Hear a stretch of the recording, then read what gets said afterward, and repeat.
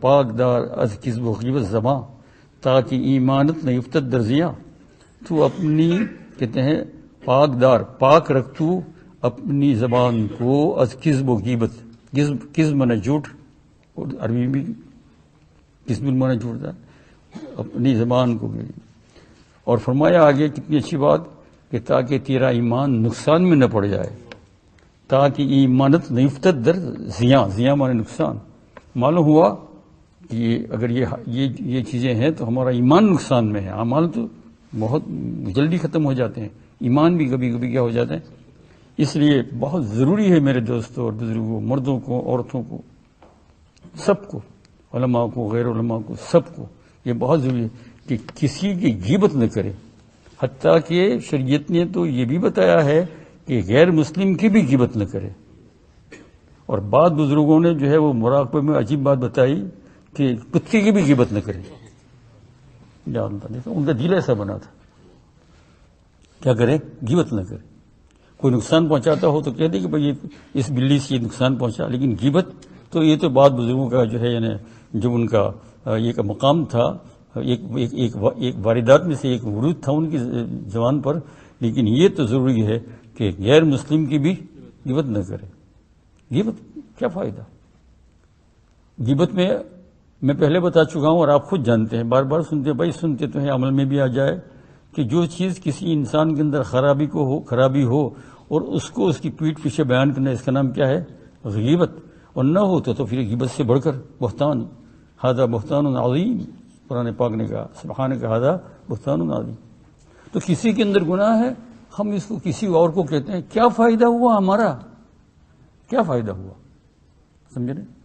بلکہ سمجھدار لوگوں کو یہ کرنا چاہیے کہ جب کوئی آدمی کسی کی بات بیان کرے، اس کے علاوہ بات کرو اور کوئی دین کی بات کرو. یہ بات نہ کرو. میرے پاس بعض لوگ آتے ہیں کوئی تکلیف کے لیے کہ تعویذ دو، تو وہ کچھ کہنے لگتے ہیں. مرد آتا ہے کچھ بیوی کی. میں نے کہا بس آپ تعویذ لے لو. یہ تو تم بیوی کا غیبت کرو گے، میں سنتا جاؤں گا. میں کوئی ایسا تھوڑا ہے کہ تم کو کوئی دوا دینے والا ہوں، کوئی حکیم ڈاکٹر ہوں، یا کوئی میں تمہارے اوپر ہوں کہ میں ان کو بلاؤں. بس اب میں دعا کر دیتا ہوں کہ، اور پھر ساتھ میں یوں بھی کہتا ہوں کہ تم دونوں میں سے جس کا نقصان ہو اللہ تعالیٰ اس کو بھی ہدایت دے گا. ایسا کہتا ہوں دونوں کا، تاکہ بات برابر رہ جائے نا. کوئی آدمی اپنی بیوی کی شکایت لے کر آئے، ہم کیوں سمجھ جائے ہے نا یہ. اور کسی آدمی نے کہا آپ سنو سے میں کیوں سنوں؟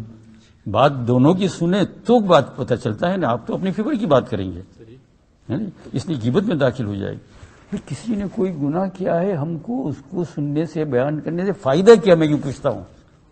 فائدہ اتنا ہے، گناہ ہے باللذت. اس کا نام کیا ہے؟ گناہ ہے باللذت. کوئی یعنی بس ایک شیطان کی شرارت ہے، اس سے ہمیں گرنا چاہتا. کوئی نہیں، کیسا بھی گناہ. بلکہ بزرگان دین کا تو یہ طریقہ رہا ہے کہ کسی کو گناہ کرتے ہوئے راستے میں دیکھ لیا تو آنکھیں بند کر کے اور چل پڑے. آج آگے جا کر کچھ کہا نہیں کہ فلانی جگہ پر فلانا ایسا کرتا ہے. ہمارا حال دیکھو. ہمارا یہ ہے کسی کو لکھا ہو فلانی عورت کے ساتھ بات کرتا ہے وہاں کھڑا کھڑا. استغفر اللہ العظیم واتوب الیہ. ہونا تو یہ چاہیے کہ اگر کسی کا گناہ کچھ معلوم ہوا وہ تو درکنار دیکھے بھی گناہ کرتے ہوئے تو کیا کرے؟ تمہیں یہ سوال نہیں ہوگا تم نے اس کو ظاہر کیوں نہیں کیا؟ کیا ضرورت ہے؟ جو ضرورت ہے وہ یہ ہے کہ جب ایسا کچھ دیکھا تو تنہائی میں جا کر اس کے لیے خوب دعائیں خیر کرے. کیا کرے؟ خوب دعائیں. یا اللہ ان کو اس گناہ سے بچا لے، یا اللہ اس گناہ سے بچا لے، یا اللہ اس گناہ سے بچا لے. فائدہ کیا ہوا؟ کچھ نہیں. زبان کو بند رکھو غیبت سے. یہ تمام اعمال کو کڑوا کر دینے والی چیز ہے. تمام اعمال، نہ مسجد کے باہر، نہ مسجد کے اندر، نہ راستے میں، نہ گھر میں. خاص کر کے عورتیں بھی جب بیٹھتی ہے تو تھوڑی دیر تو شیطان بہت ہوشیار ہے نا، تھوڑی دیر تو دین کی بات کراتا ہے نا کہ فلانی بہت اچھی ہے، بہت اچھی. لیکن فلانے محلے والے لوگ ہیں اس میں وہ فلانی ہے وہ اچھی نہیں ہے. چلو بات ختم ہو گئی، ساری نیکیاں دھو دی. اس کی ضرورت ہی کیا تھی؟ سمجھے؟ میں اب تو خاص اپنے گھر میں بھی آپ بھی نصیحت کرتے رہو اور عمل بھی ہو رہا ہے اس پر کہ ٹیلی فون کے اوپر بھی کوئی جہاں کسی نے غیبت کی تو ٹیلی فون کو رکھ دو، کٹ کر دو. گھر میں آنے والے لوگ بھی کسی کی غیبت کرے اس کو کٹ کر دو، مت سنو، بات کو پلٹا دو. آگئی بات یہ. اور میں اس کا جائزہ بھی لیتا ہوں. بھائی یہ تو ہے نا اللہ جل شانہ کا حکم ہے کہ جو ہے اپنے گھروں کی نگرانی رکھو. تو اس لیے کسی کی غیبت کرنے سے کیا بات ہے؟ کسی نے کوئی بھی گناہ کیا ہو، کیا اس گناہ کا جواب ہم کو دینا ہے اللہ پاک کے یہاں؟ نہیں. تو ہمارے حق میں کیا ہے؟ ہمارے حق میں تو یہ ہے کہ ان کے لیے دعائے خیر کر دے. کوئی بھی گناہ ہو، یاد رکھو کسی کے گناہ کا کہیں بھی تذکرہ نہ ہو، تب انسان بنے گا. حضرت تھانوی رحمۃ اللہ علیہ کے یہاں آتے تھے، بیعت ہوتی تھی جیسے آج کل بیعت ہوتے ہیں، تو بتاتے کہ بھائی یہ صبح کو یہ پڑھنے کا، شام کو یہ پڑھنے کا، دوپہر کو. پھر وہ جن لوگوں کو دیتے تھے ان سے کچھ کوتاہی بھی ہو جاتی تھی پڑھنے میں، تو پوچھتے تھے حضرت، پھر خط لکھتے تھے اس میں بھی کہ تمہارے معمولات میں سے کیا کیا ہے اور کیا کیا نہیں. تو سچ بولنا تو پڑتا ہے. کہا حضرت یہ اتنے دن سے رہ گیا، تو زیادہ غصہ نہیں کرتے تھے. کہا اچھا اور چستی کرو اور اس کو چلاؤ، تو بند کر دیا اس کو. لیکن خانقاہ میں اگر کسی سے معلوم ہو گیا کہ یہ بیٹھ کر کسی غیبت کرتا ہے، اس کو اسی وقت خانقاہ سے باہر بالکل، اور دو آدمی کے جیسے پکڑ کر باہر کر دو خانقاہ سے باہر. ہمارے یہاں چاہیے ہی نہیں. بات کا معاملہ پھر وہ ہے، وہ خط لکھے، معافی مانگے، دوبارہ آنے. اتنی نفرت تھی. اور یوں کہا کرتے تھے کہ تم کو ولی بننا ہو، تم کو کچھ اور بڑا بننا ہو تو بہت ساری جگہیں خانقاہیں وہاں جاؤ. انسان بننا ہو تو تھانوی کے یہاں آؤ.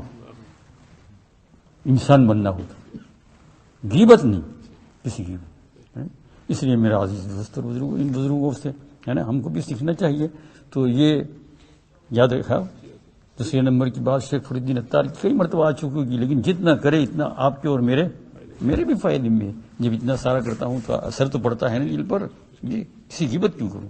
یہ دیکھو ساتھیوں کو بھی ہے کہ یہاں سے لے کر مسجد تک گھر میں جائے کوئی کسی کی بات نہ کرے، بلکہ وہ بیچارے بولتے ہی نہیں ہے. میں بولتا ہوں تو کیا بولتا ہوں؟ آسمان کی اور زمین کی. بس آسمان کی کیا بولتا ہوں. کبھی کبھی ان کو یہ بچار بھی کرتے ہوں گے کہ ایسا کیوں کرتے ہیں، بڈھا ہو گیا اس لیے؟ نہیں، بڈھا نہیں ہوں، جوان دل کا ہوں. یہ کبھی کبھی سوچتے ہوں گے بڈھا ہو گیا تو اس لیے ایسی بات کرتے ہو. کبھی ایسے ادھر میں نے کہا دیکھو چاند بہت باریک نکلا ہے، میں نے کہا 27 کا 28 کا ہوگا. اور وہ سوچتے ہوں گے. آج ہی میں نے کہا صبح میں، کیوں کہ میں نے کہا کوئی اور بات اگر دین کی سمجھ نہ آئے تو کوئی ایسی بات کر لو جو مباح ہو، جائز ہو. بزرگان ایسے ہی کرتے تھے. کبھی کبھی ان کو میں آج کہہ رہا تھا، میں نے کہا شیر جاتا ہے نا پانی کے اندر سے تو سیدھا ہی جاتا ہے. جب ندی کا ایک کنارہ ادھر ہو ایک کنارہ ادھر ہو اور شیر تیرتا ہے پانی میں، بڑی بڑی ندیاں ہوتی ہے یہاں بھی ہوگی، تو وہ اس کا پرنسپل کیا ہے شیر کا؟ سیدھا ہی جانا ہے. جیسے یہاں سے اگر راستے میں گیا اور پانی زور سے آیا اور یوں پھر گیا تو واپس آئے گا کنارے پر، ادھر آئے گا، پھر جائے گا دوبارہ. 2 مرتبہ ہوا تو پھر آئے گا، سیدھا جائے گا. یہ میں ان کو واقعہ بیان کر رہا تھا. ایسا ہی وہ سمجھتے ہوں گے کہ یہ کیا واقعہ بات ہو رہی ہے. میں نے کہا بس اب وہ کیا سمجھے کہ کیا ہو رہی ہے. اگر کوئی جو ہے کوئی دین کی بات جلدی سمجھ آئے تو کوئی مباح بات کر دو. کیا کر دو؟ جائز بات کرو. اس میں کسی کی غیبت نہیں ہے. یہ شیر کی غیبت تھوڑی ہوئی، یہ تو شیر کی تعریف ہوئی نا، شیر کی غیبت نہیں ہوئی. یہ تو اس لیے میرا عزیز ان کو بھی کہہ دیا کہ مجلس میں کسی جگہ پر کوئی کسی کی بات کبھی بھی کرے نہیں، سب کو کسی کی بات نہیں، سمجھے نا. یہ اور یہ آج تک تو ہوا ہی نہیں، اور کبھی کسی نے کی تو نکال لوں گا. میرا فریضہ نہیں، میرے ساتھ رہتے ہیں تو کیا رہو. غیبت نہیں کسی کی غیبت نہیں. اس سے انشاءاللہ کیا ہوگا؟ دل بہت اچھا بنے گا. دیکھو جو آدمی غیبت نہیں کرتا ہے اس میں ایک خاصیت پیدا ہوتی ہے. وہ کیا؟ قرآن پاک کو پڑھتا ہے، چاہے کم 2-4 رکوع پڑھ لے لیکن اس کو لطف آئے گا. قرآن پاک میں یہ ہر چیز کی ایک خاصیت ہوتی ہے. دنیا میں دیکھو چیزیں ہیں تو سکھاتے ہیں. کیلے کی خاصیت کیا ہے کہ بھائی وہ پیٹ میں کسی کو درد کرتا ہے، مروڑ کرتا ہے، سمجھے. تو پھر جو ہے ایسا ہوا تو پھر نمک سلیمانی ایک دوا ہے حکیموں کی، اس کو کیا وہ پھاگ لی تو درد اچھا ہو جاتا ہے. سر میں درد ہوا تو پیراسیٹامول پی لی دو تو کیا ہو جاتا ہے؟ درد اچھا ہوتا ہے. سمجھے نا. یہ دو پیراسیٹامول کی خاصیت ہے، اور 10 ایک ساتھ پی لی تو اس کی خاصیت جان لینا ہے. سمجھے نا. تو ہر چیز کی ایک خاصیت ہوتی ہے. اعمال شرعیہ میں بھی خاصیت ہے. جو آدمی غیبت سے بچتا ہے، قرآن پاک کا 10-15 رکوع نہیں، 10-15 پارے نہیں، 4 رکوع بھی پڑے گا اس کو لذت آئے گی، حق تعالیٰ طرف ایک مٹھاس ملے گی. تو اس لیے میرے عزیز دوست لمبا وقت نہیں لیتا آگے بڑھ، تھوڑی بات سنو اور اس کو محفوظ کرتے جاؤ اور عمل میں لاتے جاؤ. تو طے کر لو کہ ہم کسی غیبت سنے کریں گے نہیں. دیکھو انشاءاللہ اور اس کا سب سے بڑا لذیذ حلوہ ملے گا مرتے وقت. مرتے وقت مرنا تو ہے نا. آپ کہیں گے ہم تو جوان کالی داڑھی ہے، ٹھیک ہے آپ کی سیاہ کا بلیک داڑھی ہے، لیکن کبھی تو جانا ہے نا. اور دیر لگتی کیا ہے، زمانے گزرتے ہوئے کچھ دیر لگتی ہے. یہ جمعہ وہ جمعہ، یہ رمضان وہ رمضان. ابھی سے لوگ رمضان کو یاد کر رہے ہیں کہ کس دن کا روزہ آ رہا ہے، ابھی گئی نہیں. تو میرے عزیز دوست اور بزرگوں، ایک تھوڑی بات ہم سنے کہے، کسی کی غیبت نہ کرے. کیا کرے کہ غیر مسلم کی بھی غیبت نہ کرے، کسی کی بھی. انشاءاللہ پھر دیکھیے دل کیا ہوگا، پاک اور صحیح ہوگا، پھر اس اندر چیز آئے گی. اللہ جل شانہ توفیق عطا فرمائے. سبحان اللہ الحمد للہ سبحان اللہ.